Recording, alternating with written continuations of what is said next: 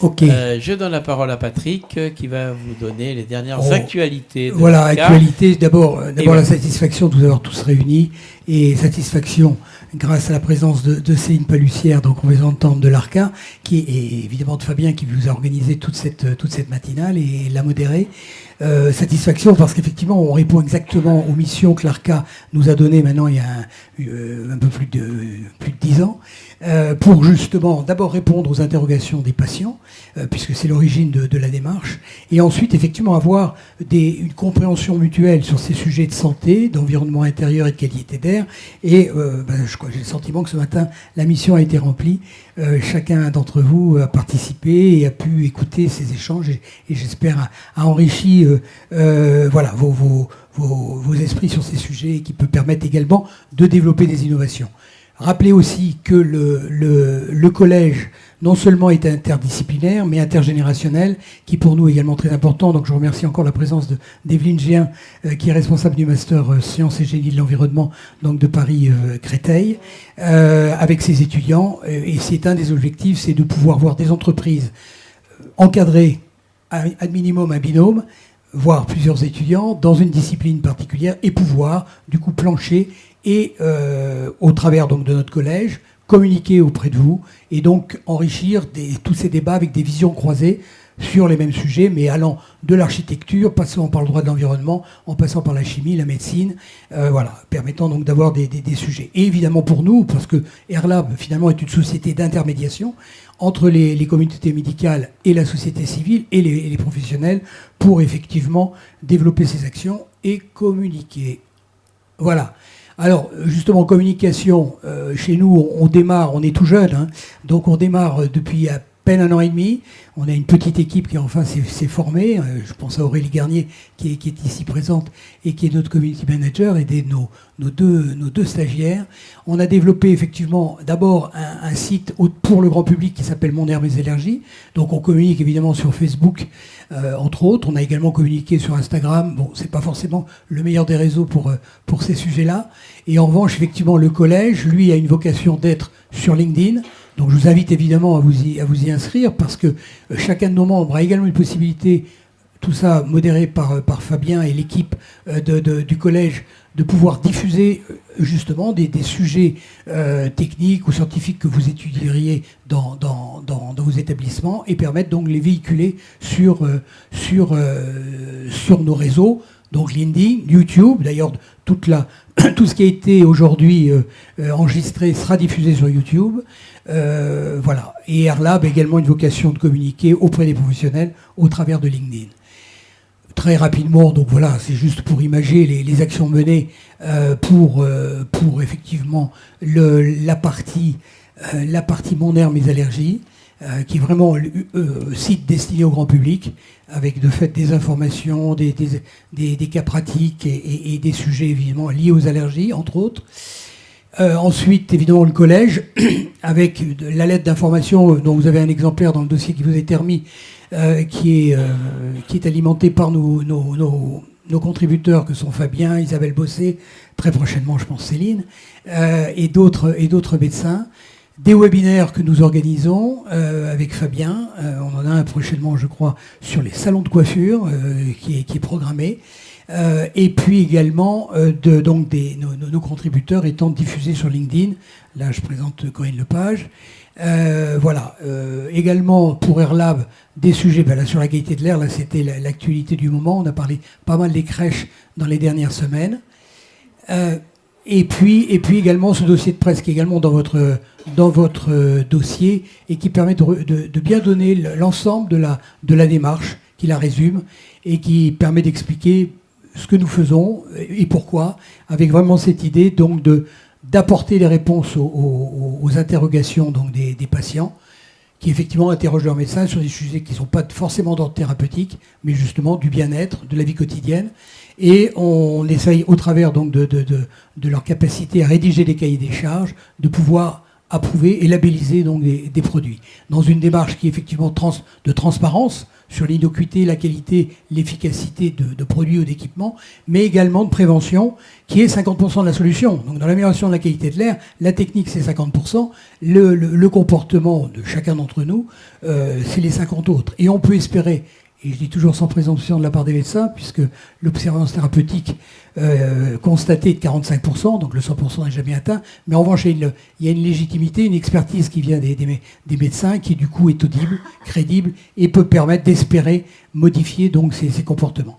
Et d'ailleurs, on peut avoir la chance de travailler avec l'association EPE, je ne sais pas si Marie Pélard est présente et est encore là, mais qui est effectivement une association qui regroupe les 60 plus grandes entreprises françaises, dont les 40 du CAC, qui se préoccupent effectivement de l'impact carbone, des différents troubles environnementaux et également de la qualité de l'air. Et Fabien Schinazi et Édouard Sève interviendront prochainement avec cette association pour là également travailler sur ces aspects comportementaux et également d'incitation des entreprises à encadrer des jeunes étudiants avec des visions croisées permettant d'enrichir nos débats et puis transmettre, puisque je ne vous ferai pas remarquer la couleur de mes cheveux. Voilà, je passe la parole à Fabien pour conclure. Alors, merci beaucoup, Céline. Alors, merci, Patrick, d'avoir montré tout ce que nous faisions et nous essayons de faire pour améliorer la qualité de l'air de nos concitoyens. Et je vous en prie, Céline, vous êtes près de moi. Voilà, donc on arrive à la fin de cette matinale. Céline, c'est la première fois que vous participez à une matinale. Prenez un micro. J'étais ravi d'avoir à côté de moi un médecin allergologue parce que les médecins allergologues, on a un peu parlé ce matin des allergies, mais vous êtes aussi en première ligne auprès de ces patients et la qualité de l'air pour vous est un sujet fondamental finalement pour vos patients. Et donc voilà, on a essayé ce matin, en choisissant évidemment le focus enfant, d'apporter finalement des connaissances sur ces sujets. C'est le but du collège, c'est se rassembler, faire parler un certain nombre d'acteurs d'horizons très différents sur un sujet qui nous concerne tous, la qualité de l'air, à la fois extérieur et intérieur. Et vous avez vu ce matin, donc on a apporté au fur et à mesure des connaissances pour tous ceux qui s'intéressent et qui sont concernés par la qualité de l'air dans leur domaine professionnel. Alors, on en a évoqué la dernière fois qu'on s'est eu au téléphone, et je voulais terminer la matinale finalement parce qu'on a tous une convergence, c'est le patient. Ce sont vos patients, c'est le public, ce sont nos enfants. Pour les protéger, on l'a vu depuis ce matin avec Corinne Lepage, les protéger, on a des devoirs vis-à-vis de ces enfants qui ont leurs droits. Et je vous ai posé la question finalement si dans votre consultation d'allergologie, vos patients vous parlez de la qualité de l'air, ou du moins par quel biais ils souhaitaient parler de la qualité de l'air qu'ils respirent. Quand on voit les sondages qui sont faits, la population est très sensible aux problèmes de pollution atmosphérique. Alors on parle de la pollution de l'air en général. On vous dit oui, je suis préoccupé par la qualité d'air que je respire. Alors souvent, c'est par rapport à l'extérieur, un peu moins par l'air intérieur. Mais vos patients, finalement, puisque c'est pour eux que nous travaillons, est-ce qu'ils sont conscients? Est-ce qu'ils vous en parlent de la qualité de l'air? Ou peut-être par d'autres biais pour arriver à la qualité de l'air. On va terminer là-dessus cette matinale. Alors les patients, finalement, parlent peu de la pollution de l'air intérieur. Et c'est pour ça que je suis contente d'être venue ici, d'avoir appris beaucoup de choses avec des interventions très variées. Et je remercie tous les intervenants, puisqu'on a chacun pu piocher un petit peu des informations dans nos domaines et apprendre des choses. De temps en temps, on nous pose la question sur les systèmes de ventilation, sur l'aération, comme je vous disais tout à l'heure, par rapport à la gestion des allergènes intérieurs et extérieurs. Et c'est vrai qu'on n'a pas de formation précise, nous, sur les différentes solutions techniques. Donc là, j'ai appris plein de choses et je vais pouvoir, du coup, ruisseler les informations vers nos patients et aider à leur prise en charge. Ils posent rarement des questions puisque finalement sur le moment de la consultation ils sont plutôt plus centrés sur leur problème médical l'allergologie c'est vraiment l'interaction entre le problème du patient et son environnement. Il y a vraiment un aller-retour à faire et nous on est là pour justement les faire agir sur leur environnement et les rendre acteurs de leur santé et leur action sur ce qui les entoure. Oui, parce que pour une personne allergique, agir sur son environnement c'est fondamental. Ça fait partie du traitement. Voilà. Donc Et en fait, quand on dit agir sur son environnement, certes sur les allergènes qui le rendent malade, et c'est pour ça qu'ils viennent vous voir, et que vous faites ce bilan allergologique pour eux, pour leur dire à quoi ils sont sensibilisés, mais aussi, au-delà des allergènes, comme vous l'avez vu ce matin. Tous les facteurs irritants qui vont... On a tous les autres facteurs présents dans l'air. Qui vont potentialiser les allergies, qui etc. peuvent entraîner et aggraver les allergies. Exactement. On l'a montré notamment avec le pollen et autres. Et alors, dernière question. Comme vous le savez, on évoque qu'on aura de plus en plus de personnes allergiques. Et on cite, alors aujourd'hui c'est une personne sur 3, 4.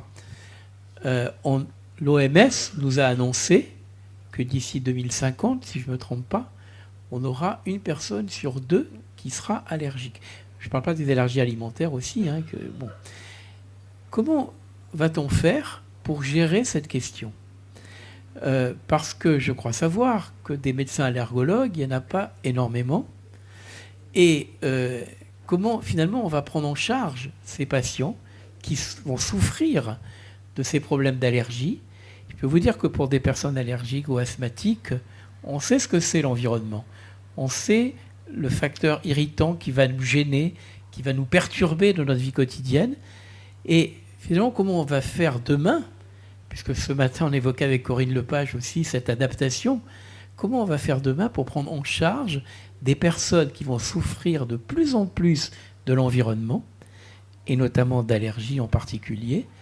Est-ce qu'on aura suffisamment de médecins, allergologues, pour s'en occuper, ou faudra-t-il demander à d'autres médecins de prendre en charge aussi ce type de patients ? Ça sera ma dernière question, parce que c'est un sujet d'avenir, et notamment pour nos enfants et les générations futures.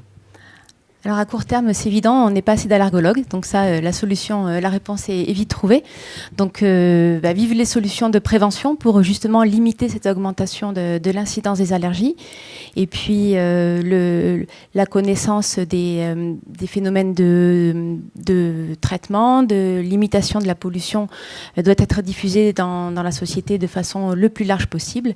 Et puis on travaille sur les partages de compétences pour justement partager la prise en charge de nos patients allergiques. Finalement, prévenir avant d'arriver voir le médecin. Qui a trop de travail déjà. Qui a déjà trop à s'occuper. Trop de délais. Et il y en a déjà beaucoup. Ouais. Je sais que dans vos consultations sont pleines. Ouais. Il y a aussi une phrase qui dit qu'une personne allergique a un parcours. Parce qu'on ne se sait pas allergique du jour au lendemain. Une personne allergique au pollen, par exemple, elle va faire des rhinites saisonnières. Mais finalement, elle ne va pas consulter forcément un allergologue tout de suite. 7 ans. Le délai de première consultation est en moyenne de 7 ans. Voilà. Donc ça veut dire qu'il y a une errance, si je puis dire, de la personne allergique avant d'arriver auprès d'un allergologue qui va faire son diagnostic, son bilan. Cette personne va naviguer entre les pharmacies où elle va aller chercher des médicaments pour la soulager ou des médecins généralistes. Mais on n'aura pas forcément le diagnostic allergologique qu'on attend pour justement prendre toutes les précautions nécessaires. C'est bien ça. La solution est politique. C'est vraiment une action qu'on essaie de mener depuis longtemps avec le CIFAL pour promouvoir notre spécialité, la faire connaître, la faire se développer. On y travaille ardemment. Très bien. Voilà, je voulais terminer là-dessus pour montrer que ce matin, on a effectivement parlé de l'enfance, et ce sont les générations futures. Et quand on se projette un petit peu sur l'avenir, on voit ces difficultés que l'on va rencontrer. Et je rejoins ce qu'a dit aussi Brigitte Moiltrech ce matin, cette promotion de la santé, ça me paraît fondamental dès le plus jeune âge pour apprendre. Voilà. Moi, dans mon enfance, j'avais tous les matins un cours d'hygiène ou de morale à l'école, et on nous apprenait finalement l'hygiène à l'école. Et puis on a un peu oublié. On a pensé que les parents allaient prendre le relais, etc. On revient un petit peu Donc ça me rappelle un petit peu mes souvenirs d'enfance de ces exercices que l'on faisait le matin. Et puis je vais donner un dernier souvenir personnel. Quand je rentrais de la récréation, quand j'étais à l'école primaire, j'avais un frisson que j'ai toujours aujourd'hui. Ce frisson du froid, parce qu'on avait ouvert la fenêtre pendant toute la récréation. Et vous rentriez dans la classe, alors en hiver, on avait un petit peu froid, et ce sentiment de frisson, c'était lié au fait que notre maître d'école ouvrait les fenêtres à la récréation. Et très souvent, quand je me suis promené dans des écoles, à Paris ou ailleurs, je m'aperçois qu'on ouvre moins souvent les fenêtres qu'autrefois, et donc on en revient à ce que m'apprenait ma grand-mère finalement. Et mes règles d'hygiène, c'était ma grand-mère qui m'apprenait.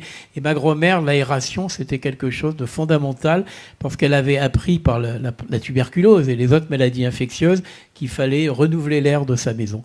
Eh bien voilà, les souvenirs reviennent et aujourd'hui on applique ce que peut-être on avait un peu oublié. En tout cas, merci beaucoup Céline de m'avoir accompagné ce matin. Et donc merci aussi de votre attention. Et puis voilà, on se retourne vers le buffet pour terminer cette matinale. Et merci beaucoup pour votre présence et pour votre attention. Merci, bonne journée. Absolument.